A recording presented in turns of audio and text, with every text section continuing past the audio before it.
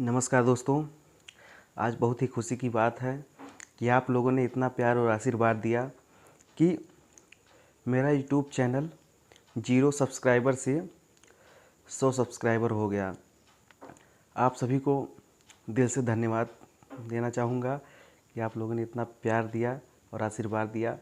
आप ऐसे ही प्यार और आशीर्वाद बनाए रखिए और जल्द से जल्द 1K सब्सक्राइबर कंप्लीट करवाइए। आप सभी का बहुत बहुत दिल से आभार रहूँगा। मुझे उम्मीद नहीं था कि मात्र 15 दिन में 0 सब्सक्राइबर से 100 सब्सक्राइबर हो जाएगा।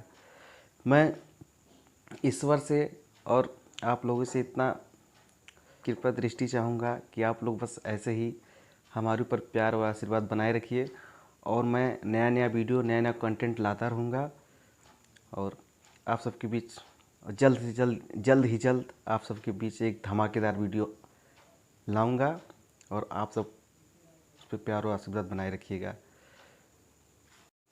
जल्द ही आप सबके बीच एक नया वीडियो आने वाला है और हमें उम्मीद है कि आप सब ऐसे ही प्यार और आशीर्वाद बनाए रखेंगे अपने छोटे भाई पे और ऐसे ही बनाए रखिए और जल्द से जल्द मुझे 100 सब्सक्राइबर से 1K सब्सक्राइबर करवाइए।